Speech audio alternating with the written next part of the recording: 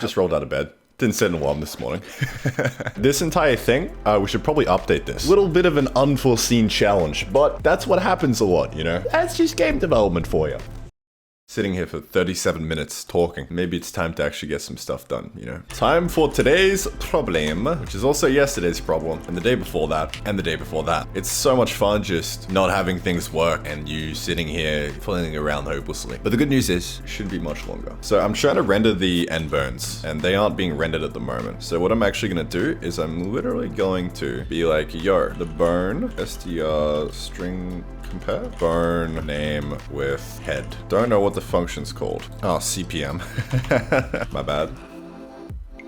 Huh. Okay, so that's the head. Ah, all right. That's not the head burn. What we're doing is the way we're rendering these lines is we're taking the current burn and then we're looking at its parent and then rendering that line. So obviously it's looking backwards. It's not looking forwards, but we need it to look forwards. All right, so what I'm gonna try and do is not that. This is the point of the start of the head, but I need to get to the end of it. Right now, I've got access to this point, but I want to find this point. How does one do that? What I'm going to do is I'm going to simplify this entire thing by just getting rid of the burns, right? I'm just literally going to do this. Get rid of all the other burns. And I'm just going to have these three right here. That's our skeleton. I wonder how that's going to look.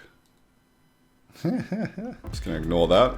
Export. Lovely, lovely. So if we don't get any errors. Simple as. Just how it used to be. Spline 1, 2, and 3, baby.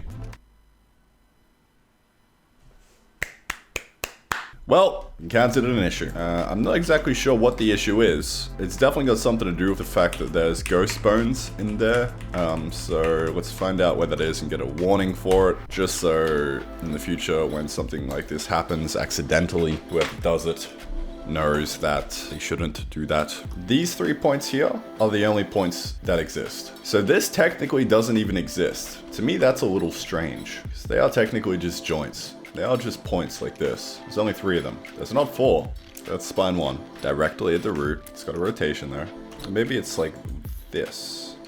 And then that's the root, because that would make sense that that's the root. I just don't know. These aren't bones at all, they're just joints. For a while I knew that, but I've never really grasped that until now. Like I kind of have. I just don't understand how this entire thing gets lost. I mean, it doesn't get lost because this length gets stored in the next bone if we were to actually store another bone up here, right? Then this joint would store the length down here, but this joint doesn't exist because that bone doesn't exist. This isn't a joint, this is just the end. This is just a floating point. We just completely ignore that. The only joints that exist are these 3. This joint rotates it into this space, but it doesn't translate. So what I could do is I could add leaf bones on the end to properly render it, and that would probably be the whole reason leaf bones exist, now that I think about it. Or I can just not render the bones and render the joints. But that's less intuitive, you know? From a mathematical perspective, that's exactly what's happening, but to be honest though, it'd probably be best just to render the joints instead of the bones then. Unless I'm dumb and I'm thinking about this wrong, but we've only got 2 translations. Translation, translation, then spline 1 just does not have a translation. I don't know. I could just add the leaf bones on, because if I add the leaf bones on, if I do this and I go, is there just not an option for leaf bones? Or am I dumb? Is that in a different exporter? All right, apparently I'm dumb and you can't actually export leaf bones. That's fine.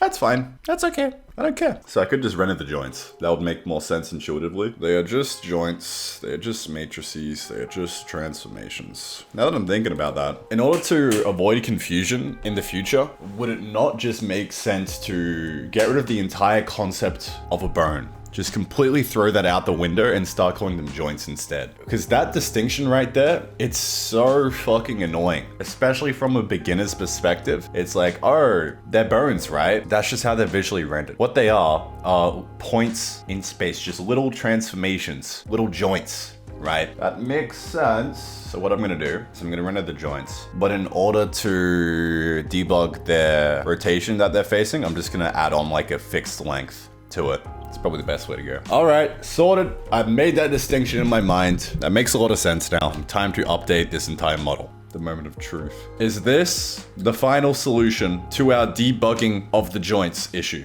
The entire skeleton? Let's find out.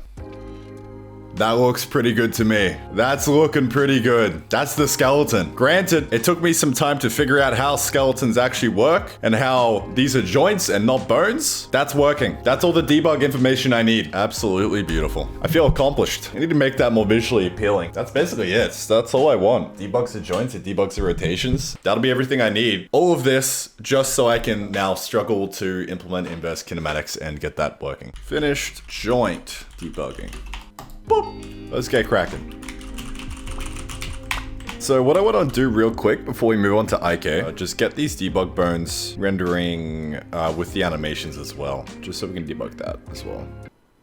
Huh. Certainly intriguing. I don't think that's how it's supposed to go. That really is quaternions just kind of going the other way around instead of that way. I don't know what happened there. That's probably a Blender thing though. No? Okay, it's a me thing. Well, the good news is the skeleton's being composited properly, even with the animations, so that's swell, I guess. I've just got to figure out why that's happening, because that's obviously not what we want. Do a bit of cleaning up over here. Apply animator to skeleton. I can try and re-export, but some better keyframes. Yeah, I have no idea what happened there, but I just exported it with a new animation and it's fixed itself.